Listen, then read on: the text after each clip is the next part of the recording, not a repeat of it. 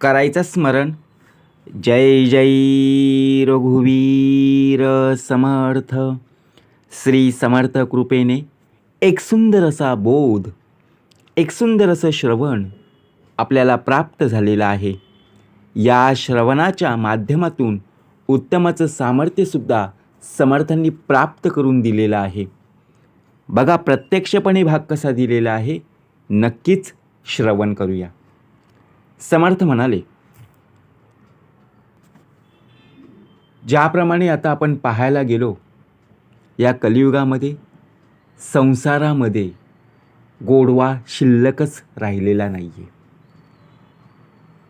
का सुखाचे दिवस आपल्याला पाहायला मिळत नाही आहे? प्रत्येक दिवस हा आपल्या कटकटीमध्ये पाहायला मिळतो, दुःखामध्ये पाहायला मिळत असतो. ज्याप्रमाणे प्रपंच त्याचप्रमाणे परमार्थ. समर्थ म्हणाले, बघा, प्रत्येकाच्या आयुष्यात आनंदी राहण्यासाठी अनेक जण प्रयत्न करत असतात, प्रत्येकजण प्रयत्न करतो. परंतु पैशाने कमावलेल्या वस्तूपेक्षा आहे ना, स्वभावानं कमावलेली माणसं ही जास्त आनंद देत असतात. तुम्ही पैसा आणा कितीही कमावून बघा प्रत्यक्षात, परंतु घरामध्ये जर आनंदाचं वातावरणच नसेल, कुठल्या ना कुठल्या कारणावरून जर बघा भांडण होत असेल, मग त्या पैशाला व्हॅल्यू काय? समर्थ म्हणाले, परंतु एखादी वस्तू बघा, आपण प्रथमतः भांडण करायचं आणि नंतर एखादी वस्तू आणून द्यायची, त्यातून आपल्याला सुख प्राप्त होईल का? नाही आहे. तो फक्त एक क्षण असतो, बरोबर की नाही? परंतु एखादी व्यक्ती ज्यावेळी नाराज होते ना, त्या व्यक्तीला जी गोष्ट आवडते ती गोष्ट आपण आणून देत असतो. कारण का? राग कमी होण्यासाठी. परंतु कितीही जरी आपण पैसा कमावला, पैशाचं महत्त्व आहेच. जे आपण काहीही विकत घेऊ, बघा प्रत्यक्षात त्यासाठी पैसा हा लागणारच आहे. परंतु स्वभावानं कमावलेली माणसं ही जास्त आनंद देत असतात. काही जण समजून घेतात, काही जण समजून घेत नाही आहेत. कारण प्रत्येकाला वाटतं की माझ्यासारखा पैसा हा दुसऱ्यांकडे नसेल, बरोबर की नाही? आयुष्यात आपण काम करतो कशासाठी? पैशासाठी. परंतु पैसा हा सर्वस्व नाही आहे. जीवनामध्ये सुख, समाधान, आनंद कशा प्रकारे प्राप्त होईल? पैशाने सर्व विकत घेता, बरोबर आहे, मान्य आहे. परंतु सुख आनंद नाही हो घेता येत, बरोबर की नाही? म्हणून स्वभावानं माणसं कमवायला शिकलं पाहिजे. त्यातून खरा आनंद बघा कसा प्राप्त होईल हे आपण स्वतःहून पाहिलं पाहिजे. विचार जर केला ना, तर प्रत्यक्षात आपली जी प्रत्यक्षात निघणारी शब्द आहेत, आपली वागणूक आहे, आपले विचार आहेत, हे आपल्या स्वतःच्या बघा ज्याप्रमाणे आपण जितका संयम राखू तेवढी आपल्याला किंमत मिळेल. कारण प्रत्येक व्यक्ती ही दिसण्यावरून पाहायला मिळत नाही, दिसण्यावरून स्वभाव त्याचा पाहायला मिळत नाही आहे. तर प्रत्यक्षात त्याचा स्वभाव पाहणं गरजेचं आहे. आपल्याला वाटतं अरे ही व्यक्ती खूप गोड बोलते म्हणजे हिचा स्वभाव खूप उत्तमाचा असेल, परंतु नाही हो. तोंडावर गोड बोलणारी व्यक्तीसुद्धा बघा आतून काटा काढते की नाही? नंतर कळतं अरे असं कसं होईल. परंतु ज्यावेळी संसार सुखाचा होण्यासाठी आपल्या शब्दांवर नियंत्रण असणं गरजेचं आहे. पती पत्नी म्हटलं की बघा प्रत्यक्ष संसार हा आलाच. कारण संसार म्हणजे पती पत्नी आणि पती पत्नी म्हणजे संसार. त्यामध्ये अडकता कामा नये. म्हणजेच काय? आपण काय करत असतो? बघा ज्याप्रमाणे अहंकारामध्ये आपण बुडालेलो असतो. लोभामध्ये बुडालेलो असतो. परंतु छोटासा खडासुद्धा बघा प्रत्यक्षात तोंडातला घास बाहेर काढायला भाग पाडत असतो. लक्षात ठेवा. असं एखादं कारण ठरतं ना की ज्यातून आपण संपूर्णपणे लोकांच्या नजरेतून उतरलं जातो. कारण आयुष्य, जीवन जगायचं कसं? प्रत्येकजण आयुष्य जगत आहे, बरोबर आहे नाही? परंतु अहंकार कधी धरू नका. ज्याप्रमाणे बघा आपण संसारामध्ये दुसऱ्यांच्या आयुष्यात कधी पैसा नसेल तेवढा माझ्या आयुष्यात पैसा आलेला आहे हे पाहून कधीही बघा अहंकार करू नका, गर्व करू नका, मीपणा करू नका. कारण अशी एक वेळ येईल की जिथे तुला बघा प्रत्यक्षपणे माणसं उपयोगी पडणार नाही. कारण का? कारण तुझा देह कुठल्याही कार्याला हजर नसायचा. फक्त तू पैशावर मात्र कायम असायचा. म्हणून प्रत्येकाच्या आयुष्यात सुखदुःख ही येतातच. प्रत्येकाच्या कार्यक्रमात, प्रत्येकामध्ये आपण सहभागी होणं गरजेचं आहे. बघा ज्याप्रमाणे पती पत्नीमध्ये शारीरिक गरजाशिवाय मनाची स्पंदनं जुळत नाही तोपर्यंत संसार सुखाचा होत नसतो. आता पती पत्नी म्हटलं की बघा ज्याप्रमाणे आपले विचार जुळले पाहिजेत, शारीरिक गरजा प्रत्यक्षपणे पुरल्या पाहिजेत. त्याला काय हवं आहे, काय नको आहे, बघा प्रत्यक्षपणे पत्नीने पतीकडे पाहून, पतीने पत्नीकडे बघा प्रत्यक्षपणे दोघांनी एकमेकांच्या गरजा संपूर्ण लक्षात घेऊन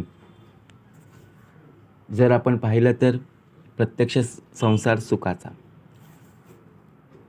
जर पत्नीला बघा प्रत्यक्षात काही खायला आवडत असेल, पाणीपुरी आवडते आणि आपण संध्याकाळी पाणीपुरी घेऊनच आलो नाही, तर त्या पाणीपुरीवरून सकाळपर्यंत आपल्याला बोलणारी कोण असणार आहे? पत्नीच ना, बरोबर की नाही? म्हणून एकमेकांच्या गरजा लक्षात घेऊन, एकमेकांची मनं बघा प्रत्यक्षात पाहून,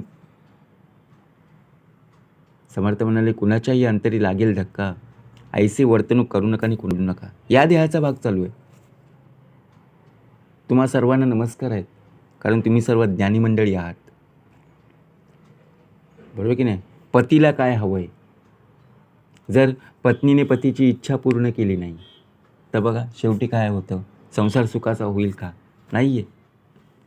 म्हणून स्वतः इतके खुश राहा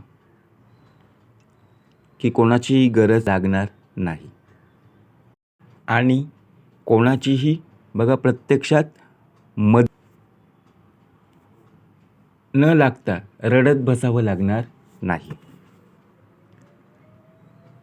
ज्या प्रकारे आपल्या जीवनात, आपल्या आयुष्यात आपल्याला सुखाचे दिवससुद्धा पाहायला मिळत असतात, त्याचप्रमाणे दुःखाचे दिवससुद्धा पाहायला मिळत असतात. परंतु कर्तृत्व बघा प्रत्यक्षात व्यक्तीला, ज्या व्यक्तीकडे कर्तृत्व आहे त्या व्यक्तीला आयुष्यात वेळोवेळी झालेले डंख हे नवे पंख देऊन जात असतात. मनुष्याने एकदम सुखानं आयुष्य जगावं, कारण आजचा दिवस हा आपला आहे. या क्षणाला आपण कसं वागत आहोत हे पाहणं गरजेचं आहे. आपण उद्याचा दिवस पाहतोय, उद्याच्या आयुष्यात माझ्याकडे हे असेल, माझ्याकडे ते असेल, परंतु संसार म्हटलं की आत्ता या क्षणाला आपल्या वाटेला काय दुःख आहे ना ते समजून घेणं गरजेचं आहे, बरोबर की नाही? आपल्याला होणारा जो त्रास आहे, आपल्याला झालेला आजार आहे, तो बघा प्रत्येक वेळेला आपण समजून घेतलं पाहिजे. आपण भविष्याची चिंता करत असतो. समर्थ म्हणाले आता जो चालू आहे ना वर्तमान काळ, प्रत्यक्षात आत्ताच्या घडीला उत्तम प्रकारे राहणं गरजेचं आहे. भविष्याची चिंता करू नको, चिंता वाहतो विश्वाची. गेलेले दिवस बघा, प्रत्यक्षपणे आपण स्मरण करत असतो, आठवणी मात्र कायम राहत असतात. म्हणून समर्थ म्हणाले, जगावं तर खूप उत्तमाचं. ज्याप्रमाणे बघा, आपल्या आयुष्यात अनेक आपल्याला मिळत असतात, परंतु त्या विचारांमध्ये आपला देह अडकून राहता कामा नये. जे चांगले विचार आहेत त्या विचारांचं पालन करता आलं पाहिजे. परंतु शून्याला किंमत तीच व्यक्ती देते ना, जी कष्ट करून शून्यातून आयुष्य घडवत. बघा, कुठल्याही अंकाच्या मागे ज्यावेळी शून्य लागतो त्यावेळी त्या शून्याची किंमत वाढते की नाही.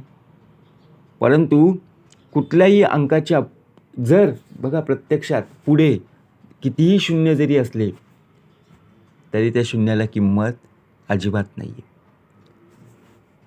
म्हणून विचार करा, आपला देह हा उत्तमाचा असणं खूप गरजेचं आहे. ज्याप्रमाणे आपण कितीही प्रयत्न केले तरी आपला संसार सुखाचा होत नसतो. अनेक कारणं आपल्या बाबतीत घडत असतात. आपल्याला वाटतं की आपल्याच बाबतीत असं का घडलं, का होते, काय असे दिवस पाहायला मिळतात, ज्यावरून आपल्या या मनुष्य देहाची किंमत कशावरून ठरते. कितीही जरी तुम्ही किमतीचे कपडे जरी वापरलात ना, त्यावरून तुमची किंमत होत नाही. तर तू इतरांची किती मदत करतोय यावरून ठरत असते. मग लक्षात ठेवा, आपण जरी 5,000 रुपयाचा शर्ट पॅन्ट खरेदी केला, कुर्ता बिरता, बघा प्रत्यक्षात एकच दिवस घातला, आपल्याला किंमत माहिती. परंतु तोच जर आपण दुसऱ्यांदा घालायला गेलो, दुसरं कुठे फंक्शन असेल आणि तिथे तेच नातेवाईक मित्रमंडळी असतील, तर पुन्हा काय विचार करतील, अरे पुन्हा हाच घातलास. बघा, म्हणजे व्हॅल्यू किती आहे, झाली की नाही कमी. विचार करा, माणसांची किंमत कपड्यांवरून नाही तर विचारांवरती. लक्षात ठेवा. म्हणून संसार सुखाचा करायचा आहे. त्यासाठी बघा, प्रत्यक्षात परमार्थसुद्धा असणं गरजेचं आहे. संसाराची सुरुवात सुंदर दिसण्याने होत नाही आहे, तर सुंदर विचारानं असणं गरजेचं आहे. कारण संसार सुखाचा होण्यासाठी दोघांमध्येही समजून घेण्याची भावना ही असली पाहिजे. म्हणून समर्थ म्हणाले, संसार सुखाचा व्हायचा असेल तर आयुष्यात प्रथमतः दोघांची मनं एकमेकांशी जुळली पाहिजेत. काय हवंय, काय नकोय, बघा त्यासाठी आपण इतरांकडे बोलत न जाता समोरची व्यक्ती जी कोणी आहे त्या व्यक्तीला सांगणं गरजेचं आहे. म्हणजेच पती पत्नींमध्ये दोघांमध्ये उत्तमाचा संवाद असणं गरजेचं आहे. जर तुमच्यामध्ये संवादच नसेल तर प्रत्यक्षात वादच पाहायला मिळेल. कारण संवादातून अनेक कारणं जी असतात ना, ती बाजूला होत असतात. त्या कारणांची उत्तरं तुम्हाला पाहायला मिळत असतात.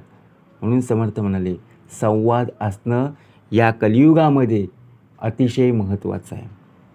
आधी प्रपंच करावा नेटका, मग घ्यावे परमार्थ विवेका. येथे आळस करू नका, विवेकी हो. जय जय रघुवीर समर्थ.